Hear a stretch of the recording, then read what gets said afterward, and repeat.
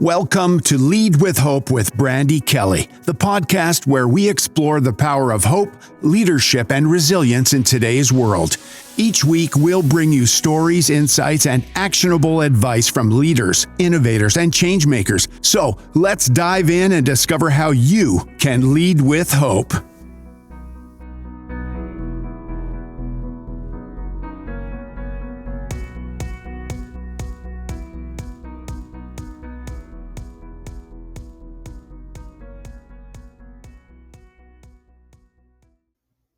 Welcome to the Lead with Hope podcast. This podcast is for educators who need a little hope and inspiration. Today, I'm going to be talking to Adam Welcome about his story and how he leads with hope. Adam Welcome is an educator, author, podcaster, and international keynote speaker. Good morning, Adam. How are you doing? Brandy, I'm awesome. Happy Saturday morning. Thanks for having me.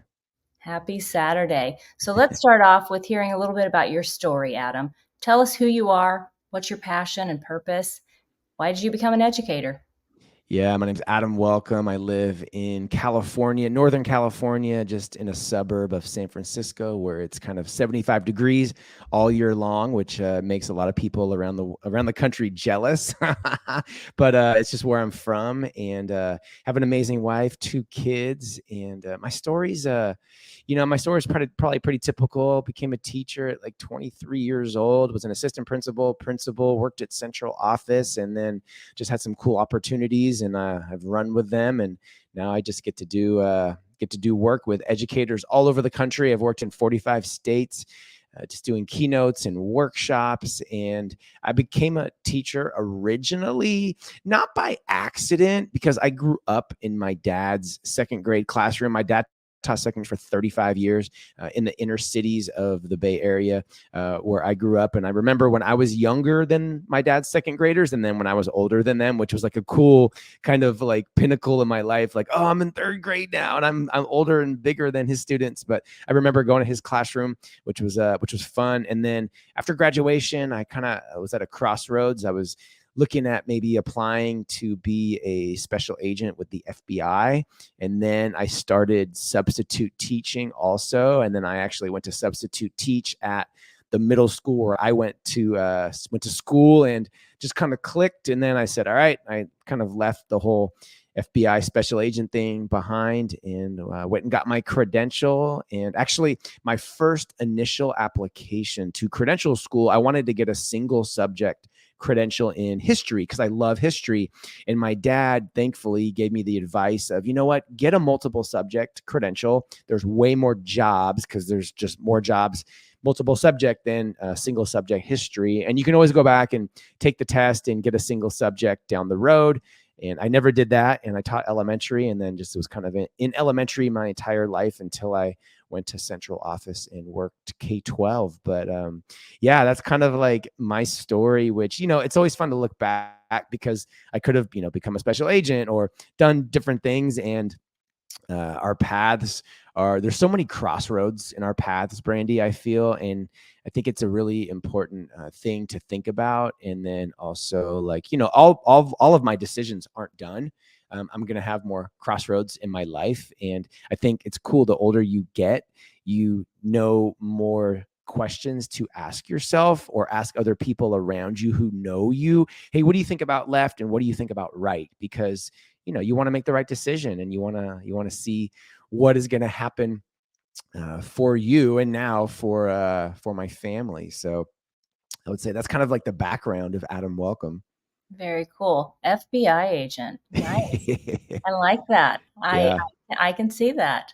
Now Yeah. tell me, Adam, as this story of yours has unfolded, what do you find really fueling your passion? What do you get really excited about? Yeah. Actually, I love kids. I've always loved being around kids, and I've always really been an advocate of doing what is best for kids. When I was a principal, we started like a theme or a saying at my school, and it was simply Team Kid.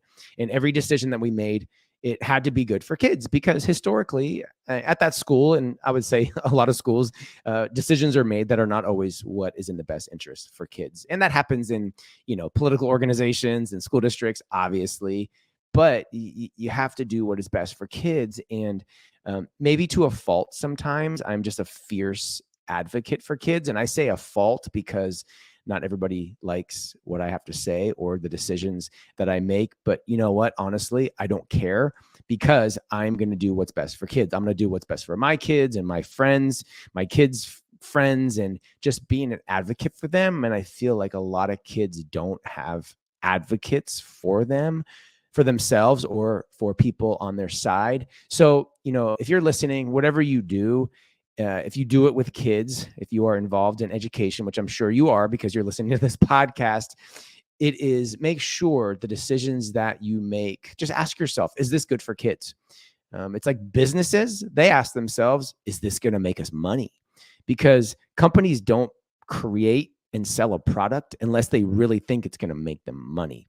So where schools make their money, in quotes, is in the classroom with kids by being awesome for them and supporting them and getting them ready for this new and dynamic, complex world that they're growing up in. So is what you're doing, is it relevant? Is it fun? Is it engaging? Is it based around problem solving and collaboration? All skills that no matter what job our children have, someday when they leave K-12, they're going to need those skills. And it's got to be good for kids. Yes, the adults are very, very, very, very important, 100%. But the kids are more important. And if you're taking care of kids, I think just naturally you're going to be taking care of the adults, because the adults are going to be doing what is best for kids, and you're going to have more fun, and you're not going to be you're not going to be bogged down in mundane things that actually you shouldn't be doing, in assessments or reports or whatever. We know all the things that educators have to do. So I would say that's just kind of where it comes from, is do what's best for kids. And if the decision you're about to make is not best for kids, stop. Don't make that decision. Put it on pause. Ask questions. Look deeper, look wider, excuse me, in your scope, because you're missing something. And maybe you're really, really close to making the decision that is best for kids. But if it's not, don't make that decision, because in schools, we have to do what's best for kids. Yeah. And as adults, a lot of times we complicate things, and pure and simple, it's about the kids. We've got to do what's best for kids. Yeah. So now my system of self-efficacy is Lead with Hope, which is why we're doing this podcast today. And HOPE is an acronym. H stands for habits. O, optimistic outlook. P is for passion, purpose, and perseverance. And E is for excellence. So Adam, welcome. What resonates with you? Which of those areas most resonate, and why? Yeah. Well, I love them all. And a quick backstory, because since you didn't tell it, Brandy and I met at a Starbucks coffee in Springfield, Illinois, at the Illinois Superintendent Conference. And we just started talking and kind of hit it off. And you were telling me about HOPE. And then I was like, you got to start a podcast. So now here's the podcast. So I remember when you were telling me about the acronym and HOPE in that Starbucks, shout out to Starbucks. If you're looking to sponsor any podcast, Starbucks, reach out to Brandy Kelly. She's looking for maybe some sponsors. Starbucks would be an awesome sponsor. And I most resonate with habits, because I feel when you build habits, they just become a part of your life. But if you just do things randomly in your personal life, but also in your job, in your classroom, habits build to bigger things. And if your habit is to engage kids, then you're going to engage them. If you sometimes engage them, then sometimes you're going to be doing a boring worksheet and you're not going to be engaging kids. Or like exercise. My wife and I wake up every single morning and we run 3 to 5 miles every single day. It's a habit. So we don't have to fit working out into our life. We fit other things around working out because we've built it as a habit. James Clear has written a really, really great book called Atomic Habits. If you have too many books to read, you can just follow him. He has a newsletter, really digestible, great things. And I've just found that success is easier to build in whatever you're looking to build when you have a habit, and it doesn't need to be running 3 to 5 miles a day. It could simply just be waking up at the same time, making your bed. Build that habit, because that's going to build consistency, and that's going to build discipline, and that's going to build you doing what you're supposed to be doing rather than putting it off. And how does that relate to a school, well, have your students build good study habits, have them build habits where they're respectful and they're kind to each other, because then hopefully they're going to be kind to people in their life when they're not inside your school. And then when you build those habits with the community, they're going to more understand why you're doing the things that you want to do, because you want to do what's best for kids. And that's a habit that we've built here. But if you sometimes do what's best for kids, then they're going to maybe question things, or they're not going to be on the same page. But when you build the habit of,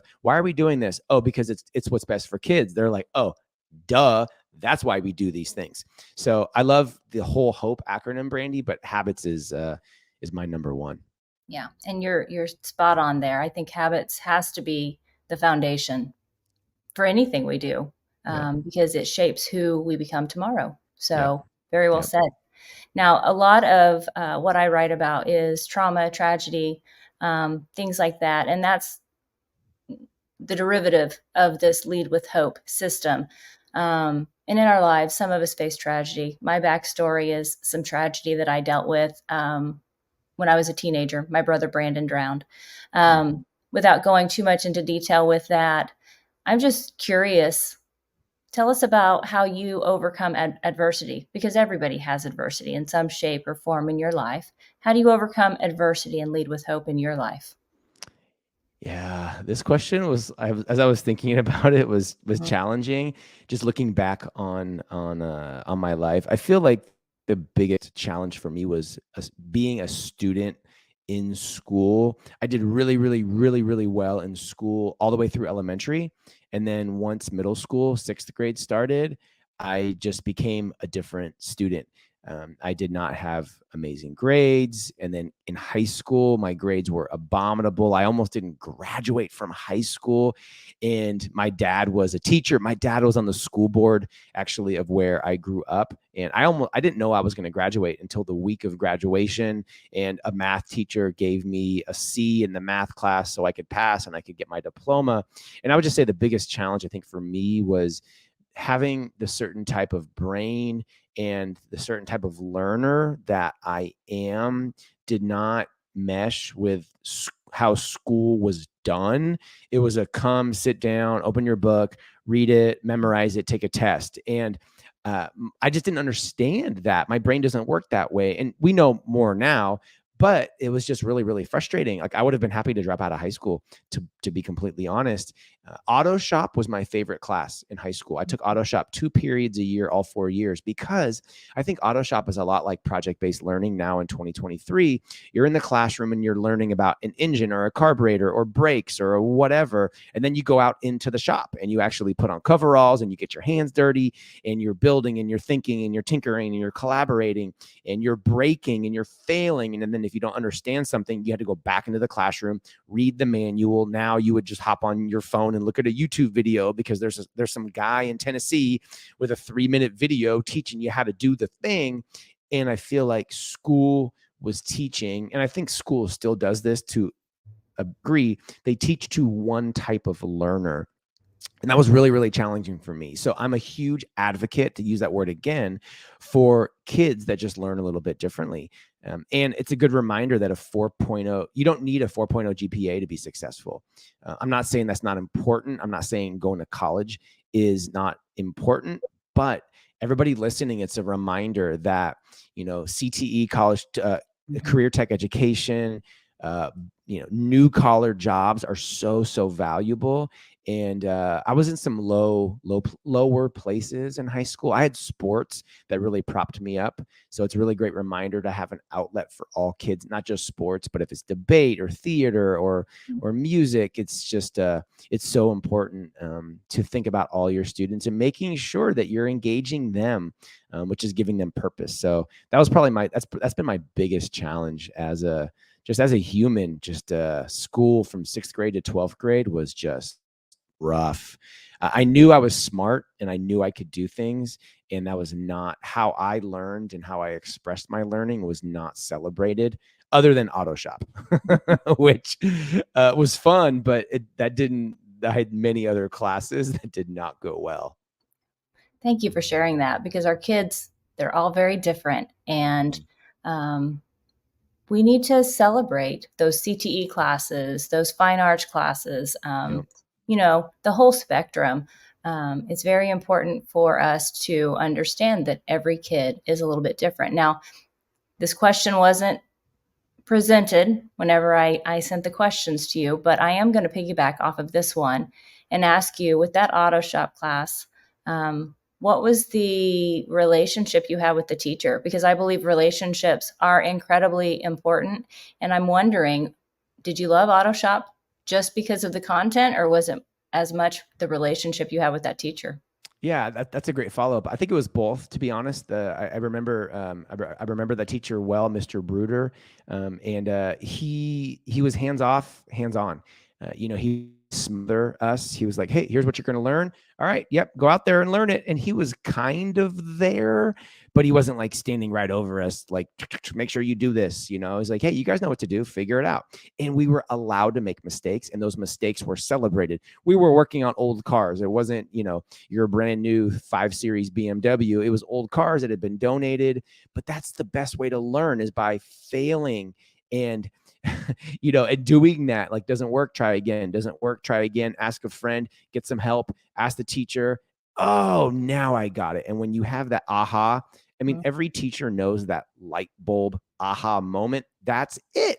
And it's really hard for kids to get that with a worksheet or a packet, or in math class doing the odds or the evens, and you're doing the same type of problem for 50 problems.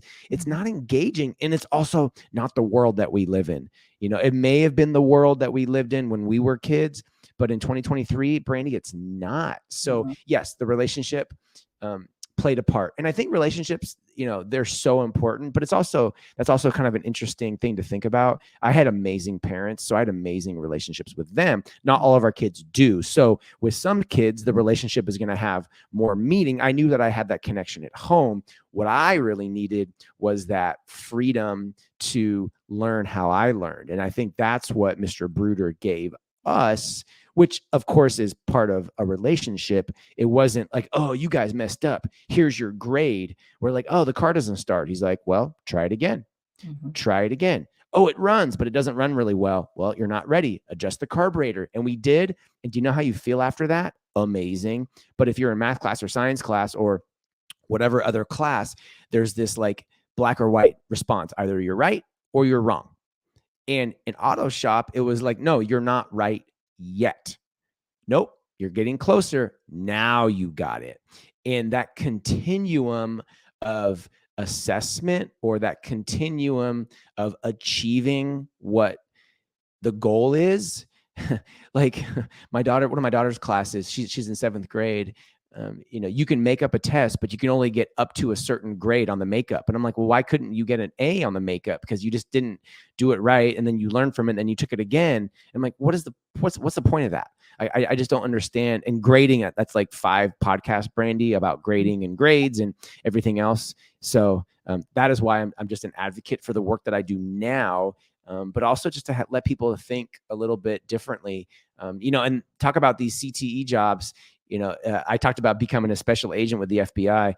If you want to make more money than a special agent in the FBI, you should become a welder or a plumber or a video or a drone operator, because I'm sure being a special agent is a fun job, but they don't make a lot of money. And money's not everything. But if you want to work for yourself and start your own electrician business or plumbing business, you can actually make more money and have more freedom than an FBI agent. Absolutely. And sometimes as educators and human beings in general, we just get in our own way. I remember when my son was graduating from high school, we never locked horns so much as when he graduated from high school, because he told me, "I am not going to college, Mom. I'm going to start my own business." And I'm like, "Oh no, you don't want to do that." For some reason, I tried to limit him, but he started his own business and he's wildly successful. And kids need to just have that freedom to figure out who they are, what they want to do, what fuels their passion, and helps them to accomplish their purpose in life. So That's right. Powerful, powerful stuff, Adam. I appreciate all of your insight and the information you have shared today. As we're wrapping up this podcast, can you tell me how can my listeners connect with you on social media? Yeah, I'm all over the internet, Mr. Adam Welcome. I'm on Twitter or X. I'm so sad about Twitter because it is not what it used to be, but I'm still there on Facebook, on Instagram, on LinkedIn. MrAdamWelcome.com is my website, just for other information as well too. All right. And how about your I know you've written several books. What's your most recent project? What are you super excited about right now? So, gosh, I want to write another book, but I'm just not sure if I'm going to. I just doesn't feel right. So, I'm just supporting people. I'm just trying to help as many people, kind of like our fortuitous connection in the Starbucks in Springfield, Illinois, because I feel like those smaller one-to-one authentic connections actually maybe provide more value than maybe like a book can for me at this point. I've written 4.